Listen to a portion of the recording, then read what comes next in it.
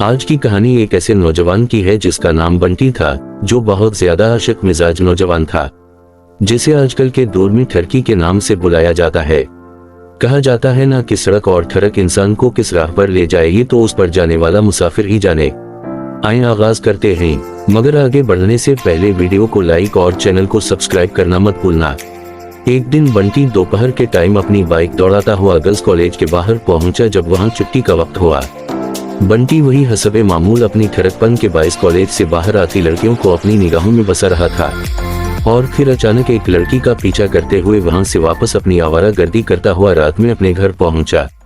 उसी रात बंटी मियां को उनके मोबाइल पर एक अनजाने नंबर से मैसेज मौसूल हुआ, जो कि किसी खूबरू हसीना का मालूम होता था। बंटी बाबू की तो खुशी का ठिकाना ही नहीं रहा। वो खुश और मस्ती में अपने बिस्तर पर लौटपोट होने लगे।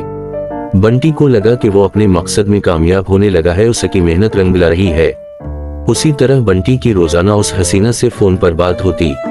बंटी इसकी पुरकशिश आवाज से मुतासिर हुआ, और उसने सोचा कि जैसे की आवाज इतनी पुरकशिश है तो वो खुद कितनी दिलकश होगी। कई दिनों तक फोन पर गुफ्तगू जारी रही और बंटी ने उस लड़की से उसकी तस्वीर मांगने की ख्वाहिश जाहिर की, जिस पर लड़की ने आमादा होते हुए बंटी को अपनी तस्वीर भेजी। तस्वीर में लड़की की खूबसूरती देखकर तो बंटी मियां हक्का-बक्का रह गए और अपनी किस्मत पर रश्क करने लगे। एक दिन बंटी को लड़की की कॉल मौसूल होती है कि वो आज घर पर अकेली है और तन्हा महसूस कर रही है।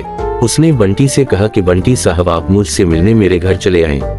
जिस पर बंटी बाबू सज धज के अपने 70 पर सवार हुए और गोली की रफ्तार से लड़की के घर निकल लिए। जब वो वहां पहुंचे और कॉल मिलाई और हसीना से कहने लगे कि मैं आ गया हूं और आपके घर के नीचे खड़ा हूं। ये सुनकर हसीना फौरन खिड़की में आई और बंटी से कहने लगी कि तुम वापस चले जाओ, मेरे अब्बा घर आ चुके हैं। अगर इन्होंने तुम्हें देख लिया तो तुम्हारी दुर्गत बना देंगे। मगर बंटी साहब इतनी जल्दी कहां हार मानने वाले थे। इन्होंने भी भरपूर इसरार किया कि आज तो वो सबसे मिलकर ही जाएंगे। मगर हसीना के इनकार के आगे बंटी भी बेबस हो गया और वापस अपने घर चला आया। उस दिन बंटी इंतहाई गुस्से में था और इसने उस रात हसीना से बात भी नहीं की।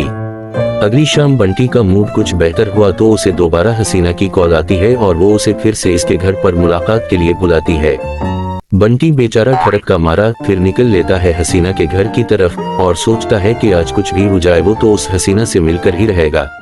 बंटी जैसे ही उस घर पर पहुंचता है तो बंटी क्या देखता है कि घर का दरवाजा तो पहले ही से कौड़ा हुआ है। बंटी अंदर जाता है और हसीना को आवाजें लगाता हुआ एक कमरे में पहुंचता है, जहां वो देखता है कि वो खूबसूरत हसीना शीशे की तरफ रुख करके अपना सिंगार कर रही होती है। बंटी उसकी खूबसूरती देखकर दंग रह जाता है और बेसब्रा होकर उसे आवाज देता है। जैसे ही वो बंटी की तरफ देखती है तो एक जोरदार चीख मारती है और कमरे की रोशनी चली जाती है और दरवाजा एक जोरदार तरीके से बंद होता है और वो खूबसूरत हसीना एक भयानक चुड़ैल में तब्दील हो जाती है। बंटी भी अपने हवास खो देता है और वहां से भागने की कोशिश करता है, मगर वो चुड़ैल हर जगह उसके सामने आ जाती है।